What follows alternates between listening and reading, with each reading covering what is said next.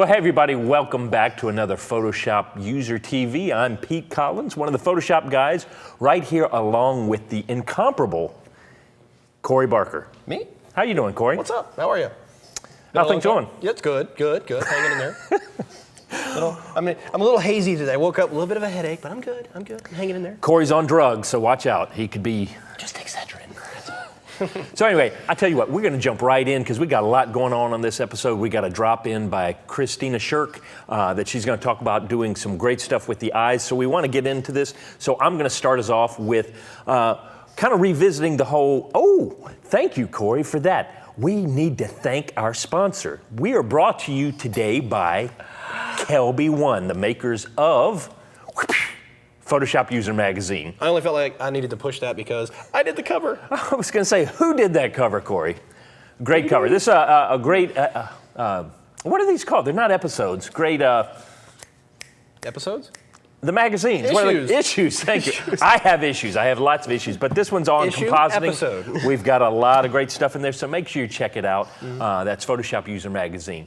Now that I've clobbered that introduction completely, why don't I just jump in and keep the ball rolling and talk about my tip. Save us. Well, and this is one I want to revisit because it really helps in the whole understanding of how to create brushes. And it's got a couple little tricks to it that if you're not aware of how it works, it can be a little frustrating, but it's one of my favorite brushes, and it's called the cloud brush. It's how to create your own cloud as a brush that you can apply to all kinds of stuff. And the way brushes work is you need to have whatever is going to be painted onto your image. It has to be black or shades of gray. Remember, shades of gray are going to show transparency, and white is going to be completely transparent. So a lot of people, when they're thinking, I'm going to create a cloud brush, we jump in here. If I were to come in here and I try to make a brush preset from this, it's going to say, okay, and I'm going to look at that and go, hey, that's pretty easy. I just made a brush preset. The problem is if I take and let's just fill this with black, and I come in and I want to now create that brush and paint it on here, look what happens. It actually paints all the sky and leaves the cloud is a hole. I've basically created a sky donut, and the cloud is the hole that's showing up. What needs to happen is it needs to be reversed of this. So what we need to do is we go back, let's forget this brush right now, and let's go back up here. I need to take and flip this around and make sure that the cloud is black or shades of gray, and that the background, the sky, turns white. And so one of the easiest ways to do that is I'm going to hit Command or Control U to bring up your hue and saturation, and just drag down the saturation to make it a grayscale. There are about 4 other ways you could do this, including going into the Channels panel, but this is an easy way that I like to do. Now the contrast is not that great right now, so I'm going to do Command L to bring up my levels panel, and I'm just going to drag the black slider all the way over here to really darken up the sky. And then I'm just going to make sure that I bring my white over just a touch, and then I'm going to hit OK. And now the top of the sky is looking pretty good, but we've got a lot of gray in the bottom. And here's a trick that I stole from one Corey Barker that I'm sure he stole from somebody else. But I'm just going to take a nice soft brush. I'm going to make it really large. I'm going to set it to black. And then I'm going to change my blend mode of my brush to overlay. And what this is going to do is it's going to find the gray areas, and it's going to either push it, since I've got it set to black, it's going to push those to black. So notice it's leaving the white areas, and I'm just softly brushing through here and cleaning up those gray areas. Now, however, if I really go over, like this one over here, if I go over it a couple times, it's going to slowly get rid of that. And actually, I don't want that little corner piece, and I don't want this stuff up here, so I'm just going to brush over it a little bit more. And I just want to leave those main chunky clouds. Chunky. All right, and I'm just going to make sure this is all nice and dark because we want the background to be very black. All right, so now we've got a pretty good white cloud, two white clouds and a black background, but we need to shift this over. If I hit Command or Control I, I'm inverting it, and now we have a white background with a black cloud with shades of gray. That's exactly what we want. So if I come over here and I go to Edit, Define Brush Preset, if this happens to be grayed out, you need to check and make sure, according to what version of Photoshop you have, there's a size limitation on how big the brush can be. So this one for CC is 5,000 pixels on the longest edge. This is good. I have it exactly at 5,000, almost as if I set that up beforehand. So I can now do OK. And what you'll see is as soon as you do that, it makes a copy of that. You see the outline of that brush. And what I want to do is switch to white.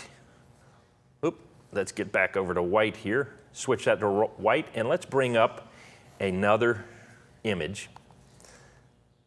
As soon as we can pull this up, I'm going to, yes, thank you very much, Bridge, for giving me that warning every time I open it up. All right, so now I've got this image right here, and I want to come over, and I am going to grab my new brush, make sure it's set to white. I want to change this back to normal. That'll trip you up if you don't remember. And I want to make sure that I don't have this set for any pressure resolution, because otherwise it'll give me a small cloud when I want to make sure that I have the right size cloud. So I'm just using my left bracket to make the cloud a little bit smaller, and now with one dab, I get absolutely nothing showing up because I put it underneath my coffee. I know y'all never do that, put the layer on the wrong side of what you're trying to do, but there we go, voila. See, now we have the cloud brush shows up, and now I have cloud in my coffee. Yes, cloud in my coffee. Cloud in the coffee. Because I'm so vain. And you'll notice here, I'd probably need to go back. If you look real closely, if I zoom in, you'll see I caught a little bit of the edge of the other cloud there. I'd need to go back and clean that up. Otherwise, I'd have this little bit of a line right at the bottom of my cloud. But now that you know that for creating a brush, all you need to do is make sure that you only have black and shades of gray in the areas and design you want for the brush, and clean everything up to pure white. It will be transparent from that point on. But it's a wonderful brush to use. I use it for textures and all kinds of other things besides just clouds. But it's kind of got a little gotcha to it, so that's why I want to go revisit that again to let you know kind of that's the process for making a brush. It's certainly one of those things you figure out how it works, and it just opens up a whole world of possibilities. And I will say that trick with the brush and the overlay mode, I actually learned that from the great Katrin Eisman. I don't know if you've heard of her, but she's actually a retoucher, works out of New York, fantastic Photoshop. She had a retouching book she did years ago, and that's where I learned that trick from. So that was a really, really cool trick there. Yeah, once you understand what overlay does, because you try to use all those sliders, and sometimes it's just easier to get in there. Even with as advanced as even selection tools have gotten in Photoshop, I still use that technique to this day when I'm extracting elements like that. All right, moving on. Let's see. We've got a special guest on the show today. We got Christina Shirk, who is a fabulous retoucher, very lovely woman, and she's going to come on and share us a few tricks of her own. So let's see what she's got. Well, hi everyone. Welcome to a very special segment of Photoshop User TV. We have a very special guest in the house today. We have Christina Shirk of Shark Pixel. I'm so glad I got that right the first time. But she's joining us today. Welcome to the show. How are you? Thank you. Good to have you. I'm so thrilled to be here. Yeah, this is really a great experience. We are so excited to have her here. Actually, she's here doing some Cowboy 1 classes. We certainly had to have her come and do a little segment here on Photoshop User TV. Now you're here doing some retouching classes here. And if you don't know, Christina does really high-end retouching right here. You can actually see on my screen right here. Here is her site. It's Shark Pixel, all too appropriate. There you have it. And she's emphasizing that right here. See that right there? There you go. So you can certainly check that out at sharkpixel.com. But we are going to have her do a little bit of what she does right now. So, so you're based out of DC, is that correct? Absolutely, yeah. Yeah. So you're enjoying it up there? The weather's not great this time of year, but we're happy to have it. And it's going to start warming up really soon, and so we're really excited for the we had our 2 weeks of cold this year already. We're done. Oh, 2 weeks. So I see you have something on screen ready to go. So what are you going to show us here today? Yeah. So really quickly, just one of the segments from the class that I did on skin retouching was a really quick segment on eyes and just adding a little bit of dimension to those eyes. So what I want to do is just go through adding color and adding dimension to the irises of the eyes. So I'm just going to go ahead and turn off this Lesson 2 Eyes folder, and then what I'm going to do is just create a new layer. And I just want to add a little bit of color to her eyes here. So why don't we come down to our color picker and then choose maybe a blue color, because sometimes, for some reason, blue eyes just don't seem to show up that well in camera. We'll just... That's very blue. That is very, very blue. I know, bear with me. I promise it will go away very soon. So let's go ahead and name this color. So for the eye color, and then we're gonna duplicate that layer down here, and we are going to desaturate our color copy layer, and we're just gonna turn off the visibility of that layer just for a moment so we can get back to our color layer and adding color to the eyes. So really quickly, just change that blend mode from normal to overlay, and that gives us a nice interaction between our color layer and the background layer, and then we are going to take that saturation or the opacity of that layer way down so that it does not look anywhere near crazy like we had just a few minutes ago. So 19%, that's good. If you click and drag your mouse on the word opacity in your layers palette, you're gonna change the opacity of that layer, and it's really nice because you do get a live preview seeing what looks best. So now we'll come back to our color copy layer, and we're gonna name this Dimension. And then we'll turn it back on. Oh, gray eyes, okay. Now let's take the blend mode of this one from normal, and then we will use color dodge for that. And you can see the dimension, it kind of looks like space agey in her eyes. And I love that effect, but I don't want that effect to necessarily be applied to the entire iris. I kind of only want it to be applied to the highlights of the iris. So if I come over here and double click the right side of my layer, my dimension layer, I'll bring up the layer style dialog box, and what's really nice is if you watch this iris right here, if I pull this black arrow and I pull it up, it's basically hiding that effect of what's on that layer from the bottom of the image. So it's really a great way if you're lazy and you don't feel like painting in a complete mask over all of the little striations in her eyes. This is a perfect way to do it. I love my layer style dialog box. I live in it. And then if I hold down my option key, I can divide that black little arrow, black clipping arrow. I don't really know what the actual name is, but you guys get my drift. The slider. Let's just yes, call it the that. slider, and you can almost quote unquote, feather that mask so that it applies to the areas that you want it to apply to, but it's not going to be affecting the darker areas of the iris like I wanted. So then, last step, just decreasing the opacity of that dimension layer just a bit, and I'm gonna take it down even more.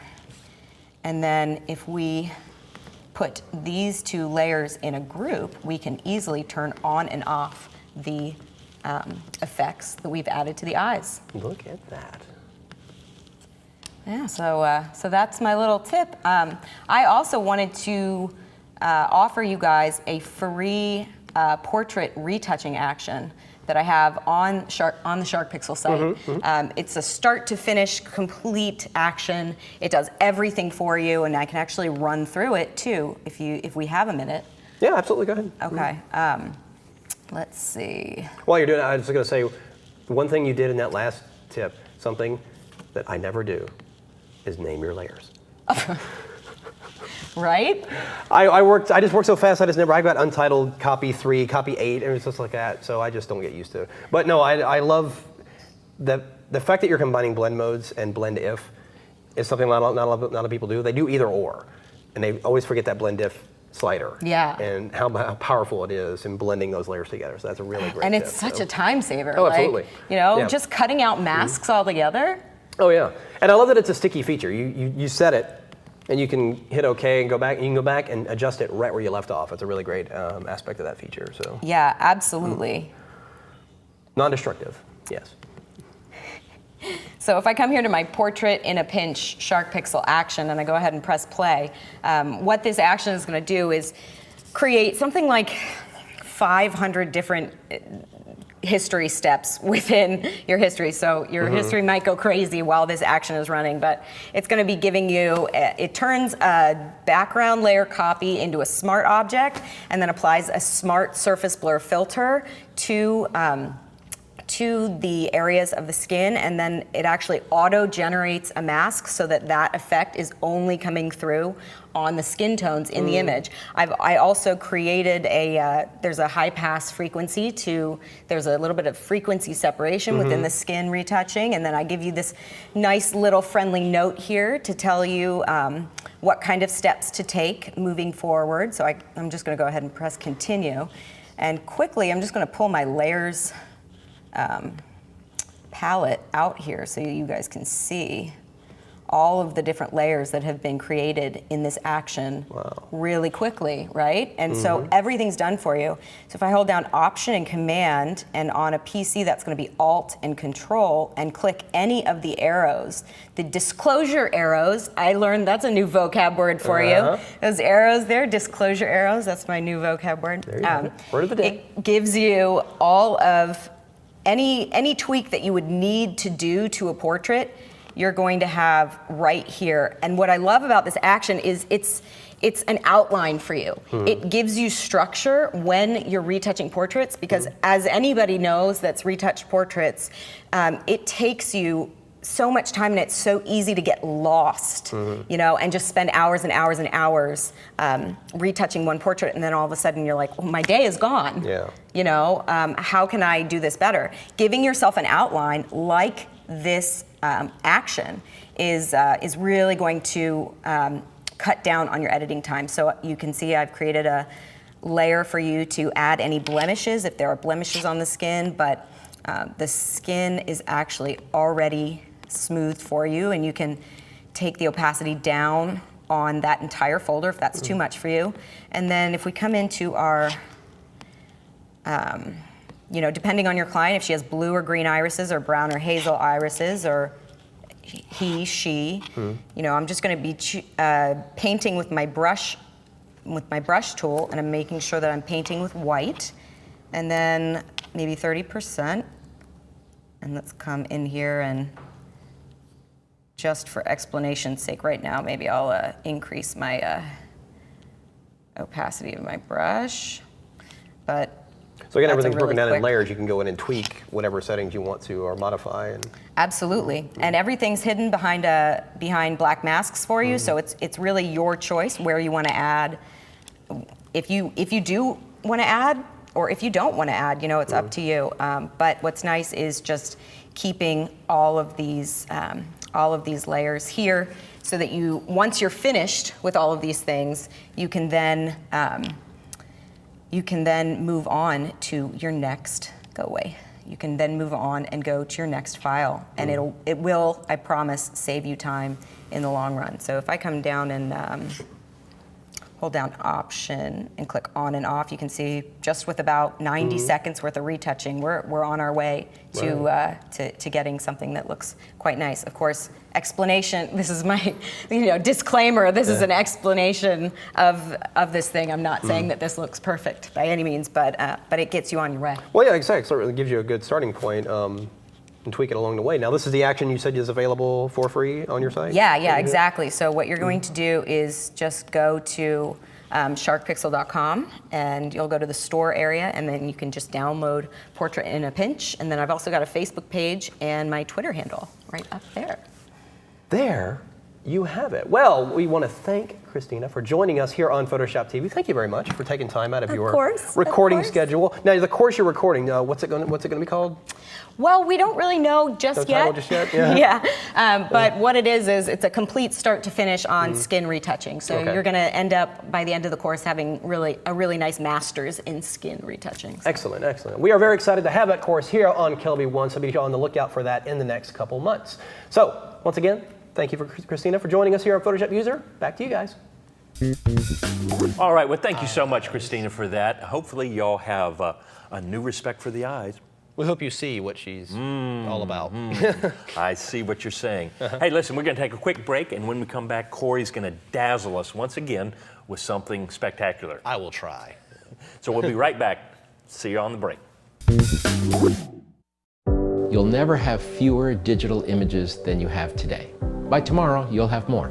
This is the first time in my life where I've had this instantaneous access to all my images all the time. With Mylio, you look over at your iPad and it's there, and you pop up your iPhone and it's there. It's like, cool. You're talking about protecting and monitoring the visual history of our lives. This is exactly what I've been waiting for. This is what a ton of people are waiting for. This is what we need. Well, hi everyone, we are back at Photoshop User TV. We want to talk to you a little bit about the Super Bowl of Photoshop events. And that is, of course, Photoshop World's coming up in August in Las Vegas. There you can see it right there. We're so excited, you know. Yeah, we used to do twice a year. Now we're down to one huge gathering, everybody together, and we're really excited about that. It's Photoshop Palooza. Yeah. And what you're seeing right now is, of course, the reason everybody goes to Photoshop World. It's the list of instructors. You've never seen a more superstar list of the best Photoshop instructors in the world. Photography, Photoshop, it's all there. I mean, look at that. Look, there's Mia. There's Mia. There's but Larry. of course, myself, Pete, and the rest of the Photoshop guys, and anybody and everybody you can think of is going to be there. And again, that's in August. It's August 10th at Mandalay Bay Convention Center in Las Vegas. We hope to see you there. Find out more at photoshopworld.com.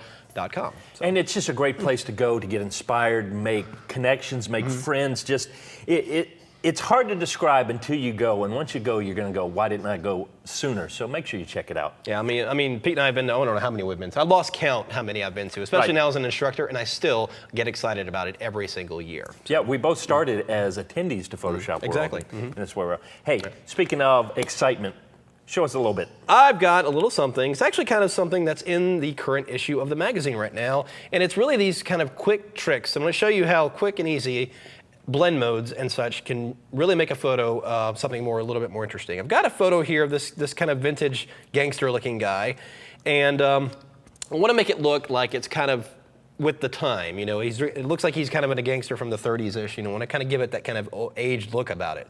And this is a way of thinking a little bit differently about textures, because you look at this and think, well, you'd never think to apply this to a photo because it's papers on a wood background or something like that.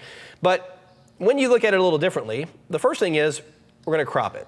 So I'm going to take my crop tool. I'm just going to crop it in to get those edges of that texture there. I'm just going to press enter. Oh, had a little bit more than I want there. Let's do that again. Ready? Once more. That looks pretty good. All right. So now we've got this texture. We've got these cool kind of, rough edges and everything like that. But what I want to do is actually blend this with this photo to make it look like an aged photo. So I'm going to go ahead and bring it on over to this image. I'm just going to hold down the Shift key and drag and drop it over.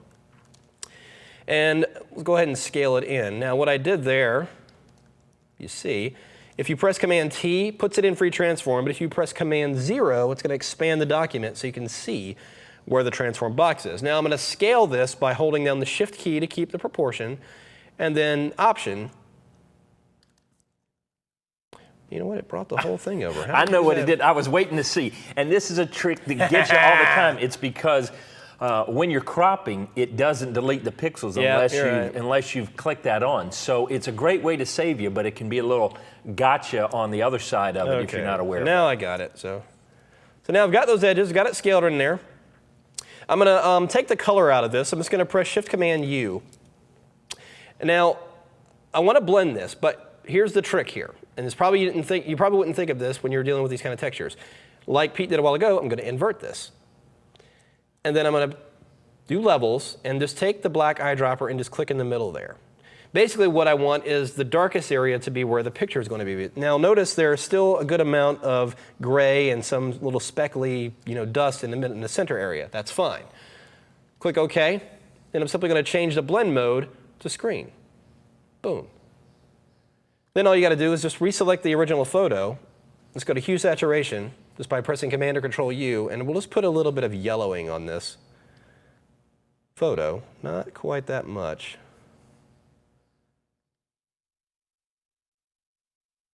And then there we have a classic photo from decades ago in just a couple of clicks. It's just one texture. It's just the way you treat it, and it's the power of blend modes that really does it in the end there. So. You know what I'm laughing about is because I came this close to doing a very similar thing. From Boardwalk Empire. Yep. I was like, no. So, you stole it. What we have to do is we have to call dibs on certain things around here, and you got me on that one. No, it's all about the surprise. But yeah, that's just, again, textures and blend modes. You can do so. It looks like you spent so much time on it, but it's just really a matter of about half a dozen clicks. Yeah, and that's, we go to these things over and over again, and sometimes we forget, we're so used to doing this, but that's one of our favorite tricks to do, and I love it. That's awesome.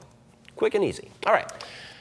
Moving on. Hey, we've got a Peach Pit e-deal for you this week. Kelby One viewers can save 40% on this ebook, and it's Color for Designers. And it's from the Creative Core. And what you can do, if you go to peachpit.com/Kelby1 and you enter in the coupon code Kelby1, you are going to get 40% off of this ebook.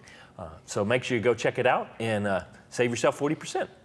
Good deal. And also, of course, we have our obligatory giveaway right here at the end of the show. And this week we have this book, The Passionate Photographer by Steve Simon. I like that cover. It's a very cool cover. Yep.